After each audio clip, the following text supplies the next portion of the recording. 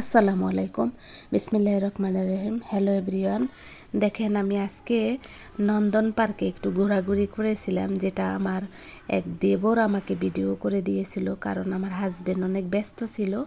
আর এই যে দেখেন, এটা কিন্তু রৌদ্র ছিল, মিষ্টি রৌদ্রে আমি একটু ঘোরাঘুরি করেছিলাম। আপনারা তো জানেন নন্দন মঞ্চটা খুব সুন্দর করে গাঁদা ফুল দিয়ে সাজিয়ে রাখা। এই যে দেখেন, এইটা আমার দেবর হয়। এই দেখেন আমার ব্যাগটা নিয়ে কি করতেছে, কি দুষ্টামি করতেছে। আমি ওকে ভিডিও করতেছিলাম। আমি যদিও রিয়েল ভয়েস এবং কিছু ভয়েস রিমুভ করছি আর কিছু ভয়েস রেখে দিয়েছি। আজকের ভিডিওটা আসলেই চমৎকার। আজকের ভিডিওটা আমার কাছে ভালো লেগেছে, কারণ আমি তো এই সীমাবদ্ধর ভিতরে ঘোরাঘুরি করি। এই যে দেখেন, যারা হইলো মালি, ওরা আমাকে সাবধান করে দিয়ে গেল, বলল যে আপা ফুল কিন্তু ছেঁড়া যাবে না।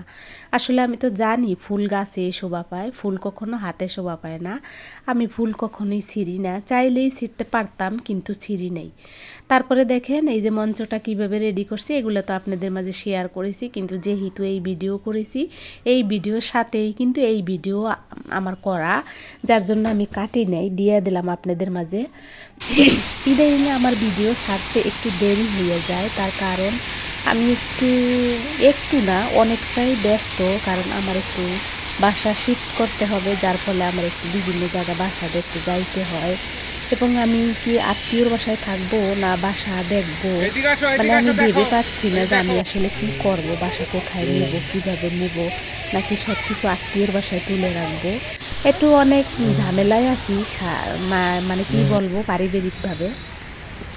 এই তো এখানে দেখেন গাঁদা ফুলগুলা খুব সুন্দর, মানে কি বলবো আপনাদেরকে, এত সুন্দর এই গাঁদা ফুলগুলা আমি যেন একেবারেই ছোটোবেলায় হারিয়ে গিয়েছিলাম, যেখান থেকে আমি আর বড়বেলা হইতে পারতেছিলাম না। আমার খালি মনে পড়তেছিল ছোটোবেলায় কি করতাম এই ফুল নিয়ে। যাই হোক, আমার পরাণের ভাই বোন, আমার দর্শক শ্রোতা বন্ধুরা, আমার সম্মানিত শ্রোতা বন্ধুরা, সম্মানিত দর্শক বন্ধুরা, আপনাদের কারণেই কিন্তু আমার এই চ্যানেল। আমি বারবার কিন্তু এটা স্মরণ করাই দিই আপনাদেরকে। আর আমি জানি আমি সময়ের কারণে আপনাদের মাঝে ভিডিওটা এলোমেলোভাবে ছাড়ি, আর আমি ভিডিওতে ভয়েসও এলোমেলোভাবে দিই, সব কিছু মিলেই আমি আপনাদের মাঝে বারবার ফিরে আসি। আমি আসলে চিন্তা করতেছি যে আসলে কি হবে। আমি এখন এই মুহূর্তে আমার সাংসারিক কিছু জিনিসপাতি নিয়ে অনেক বেশি টেনশনে আছি। আপনারা জানেন আমি আপনাদের সবাইকে জানিয়ে রেখেছি যে আমার একটু পারিবারিকভাবে সমস্যা চলতে আছে, যেটা আসলে সব কিছু শেয়ার করা তো সম্ভব না। যারা আমার পুরান দর্শক শ্রোতা বন্ধুরা বা পুরান পরাণের ভাই বোন, তারা একটু উপলব্ধি করতে পারে আমার কথা শুনে, কিন্তু যারা নতুন তারা তো আসলে জানে না। আর আজকের ভিডিওটা কিন্তু বেশি বড় আমি করি নাই, যেহেতু বড় ভিডিও আপনারা দেখতে চান না। এই যে দেখেন, এই ফুলটা এত সুন্দর, একটা গাছে একটাই ফুল, বিভিন্ন গাছে 10-12টা করে ফুল। এরপরে আমি এই ঘোরাঘুরি শেষে চলে এসেছিলাম বাসায়। তাড়াহুড়া করে আমি কি করেছি সেটা আপনাদের মাঝে একটু শেয়ার করলাম। এখানে কিন্তু আমি আলু দিয়ে কিছু তরকারি রান্না করেছি, যেহেতু আমার ঘরে মুরগির কিছু অংশ আছে, সেগুলো আমি আপনাদের মাঝে রান্না করে খাবো অফ ক্যামেরায়, সেটা তো দেখাবো না, যেটুকু রান্না করছি এটুকু। আর পাশে ছিল দুধ গরম দিয়েছি।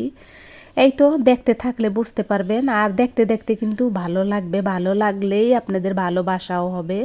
আর আমাকে অনেকেই ভালোবেসে দেখেন, আবার অনেকে আমাকে কি বলবো, যারা আনসাবস্ক্রাইব করে দেন তারা হয়তো আমাকে ক্ষতি করার জন্য দেখেন। যাই হোক, ক্ষতি করতে করতে একদিন আপনাদের ভালো লাগবে, ভালোবাসা হবে। এই দেখেন, দুধ গরম দেওয়া হয়ে গেছে, ফাইনাল লুক। দুধ গরম দেওয়ার পরে এরকম হয়েছে। যাই হোক, আপনারা আমাকে অনেক ভালো ভালো কমেন্ট করেন, আমাকে আমার চ্যানেল দেখেন। এই যে তরকারির কালারটা দেখেন, খাওয়াইতে তো আর পারবো না, আমি খাওয়ার পরে ভয়েস দিয়েছি, সুস্বাদু হয়েছে। আমার কাছে সুস্বাদু লাগে আমার রান্নাবাড়া, আর নিজের কাছে ভালো লাগলেই হইলো, অন্য কে কি বললো ওতে কিছু আইসে যায় না। যাই হোক দেখেন, আর আমার হাজবেন্ড কিন্তু ইদানিং আমাকে একটু সঙ্গ দেয়। আর এই যে তারপরে আমার হাজবেন্ড চা বসিয়ে দিয়েছিল, যেহেতু অনেক বেশি ঠান্ডা, তাই তো চা খাবো। আর এত ঠান্ডায় গলা ব্যথা যেহেতু ভালো হচ্ছে না, তাহলে চা তো অবশ্যই খেতে হবে। আর উনি খুব এক্সপার্ট চা বানাইতে, তাই তো উনি আমাকে একটা চা করে খাওয়াইলো। অনেক কিছুই উনি করে, কিন্তু অনেক গুণেই ওনার আছে, কিন্তু তার ভিতরে কিছু গুণ আছে যেটা আমাকে অনেক বেশি কষ্ট দেয়। যাই হোক, আপনাদের মাঝে আমি হয়তো অন্য একদিন আবার এইসব নিয়ে কথা বলবো। আর এই যে দেখেন টোস্ট বিস্কিট আর চা, আপনারা তো জানেন যে আমি খুব টোস্ট বিস্কিট পছন্দ করি। আমার আসলে চাহিদা একেবারে সীমিত, অত হাই কোয়ালিটির চাহিদা আমার নাই।